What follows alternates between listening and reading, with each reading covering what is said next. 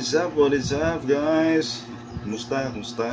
For today's video guys, gusto ko lang i-share sa inyo ang nabili kong tools para makapag DIY tayo ng kompletong tools sa ating motorcycle mga bossing.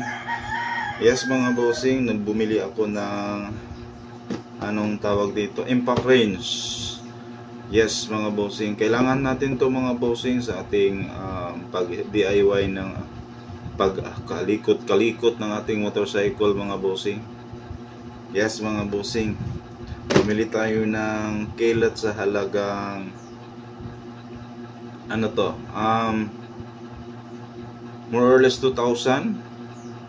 Yes, kasi may kasama akong in-order na mga socket wrench niya. So kaya umabot siya ng 2,000 more or less, mga ganyan mga bossing. Yes mga bossing, yung mga socket wrench na nabili ko mga 12 ata. Makita natin to dito mga hiniwalay ko na pala mga bossing, kasi itong torque wrench na ito mga bossing, bago ko ni-review or bago ko i-share sa inyo, ginamit ko pala siya. Kung maalala nyo, nag-upload na ako ng DIY CVT. So ginamit ko na to mga bossing. Ginamit ko siya muna bago ko i-share sa inyo, bago ko i-review sa inyo, bago ko sabihin sa inyo kung gaano kalakas tong tools na to mga bossing. Sobrang ganda mga bossing. Okay, so ipakilala ko na sa inyo yung impact wrench na nabili ko mga bossing. So ito siya mga bossing, Ding ding ding ding ding ding ding. Ayan mga bossing, siya si kilat mga bossing, impact wrench na kilat sa halagang 1,500 more or less ata. Mabibili nyo ta mga bossing, pero depende sa choices nyo mga bossing, kasi mayroon dong mayroon dong presyo na one set lang, na bali isang battery lang, at saka yung impact wrench mayroon ding set na dalawang battery ang kasama, tapos may mga tools, mayroon ding maraming kompletong socket wrench, tapos dalawang battery. Yun yung video pinakamamahal na mga bossing, mga more or less 3,000 na ata. So andun ako sa middle mga bossing, half lang ng complete socket wrench niya.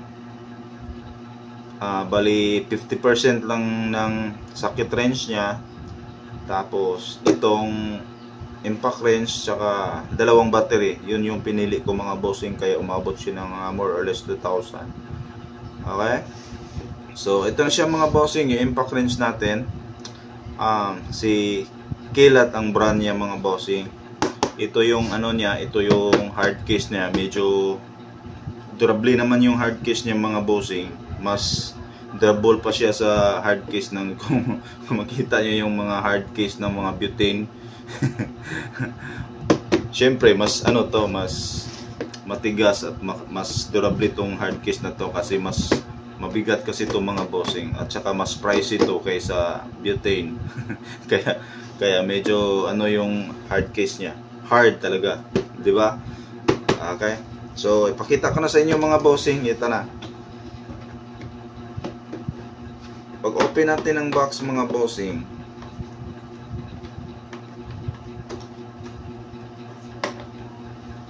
ayan, ito yung kasama niya mga bossing. May mga papers dito na niya, manual, user's manual. Siyempre meron ganyan, user's manual na hindi naman binabasa natin mga bossing.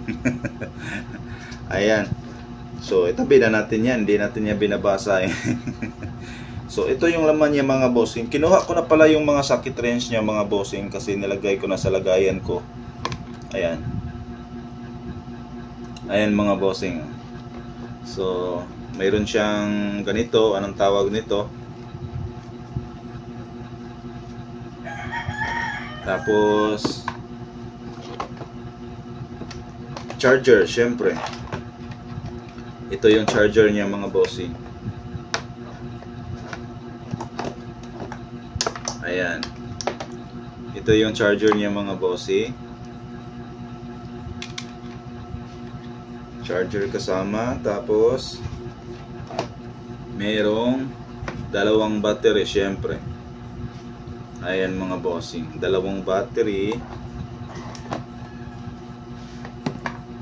Tapos ito na yung impact range niya mga bossing. Ayan. Ayan. Kilat. Kilat mga bossing, kilat. Sobrang ganda niya mga bossing. Okay, so try natin mga bossing ha. Pakita ko sa inyo. Ito yung battery niya mga bossing. Ayan. Medyo may kabigatan siya pero carry naman. Kayang-kaya naman. Okay lang naman. Okay, so dito yung control niya sa forward tsaka reverse niya mga bossing. Itong black na to. Tapos tatlong movement to mga bossing. Right, left, o middle. Ang middle niya bossing is hindi mo magagamit. Ayan lock. Lock yung middle niya mga bossing. Tapos pagpapuntang kaliwa mga bossing, ano siya? Pahigpit. Pahigpit siya mga bossing. Pag sa kaliwa na banda yung lumabas na button na gatong ganito, pahigpit. Tapos pag kanan ay yung mag-o-open ka. Ayan. Tapos ganda yung ilaw niya mga bossing. Ilaw niya ay ganyan lang parang ganyan lang yung ilaw niya ito. Ayan. So i-try natin mga bossing ha. Maganda kasi sa bossing kasi may tatlong option ka. Kung medyo hindi naman ganun kahigpit yung bolt, pwedeng ganito lang ganyan lang. Ganyan lang. Ganyan lang bossing Tapos medyo mahigpit-higpit pa, pwede mo i-adjust yung ganyan pa bossing Tapos yung pinakamahigpit na kailangan mong buksan, pwede mong itudo mga bossing Yan. Sobrang lakas mga bossing. Nagamit ko na to. Kung makita nyo sa sa DIY na CVT ko, ito na yung ginamit ko mga bossing. So tested na siya mga bossing. May recommend ko to mga bossing. Kilat brand na impact range mga bossing. Siguro ilagay ko tong link sa tindahan nila sa description box mga bossing para may share ko sa inyo, para kung gusto nyong bumili, doon na kayo bumili sa nabilhan ko nito mga bossing. Sobrang legit mga bossing. Okay na okay mga bossing Ito yung pinakamahal na tools na na-invest ko mga bossing. Ito yung pinakamahal ko. Tapos ang pangalawa ay torque wrench. Itong impact wrench ang pinakamahal. Ang pangalawa yung torque wrench, kasi nabili ko yung torque wrench ko ay mga 800 siguro, 800 more or less. 800 more. Yes mga bossing, 800 plus. I-review ko yung ipakita ko sa inyo, i-share ko sa inyo yung torque wrench ko.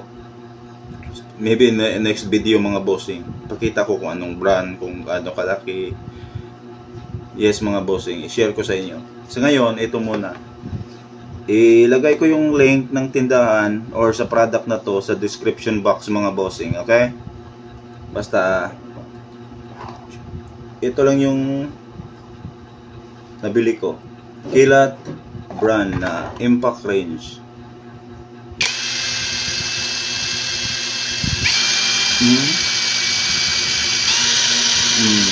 Ayan mga bossing, di ba?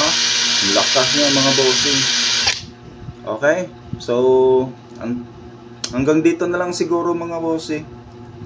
May mga controls pala siya dito sa baba mga bossing. Ayan.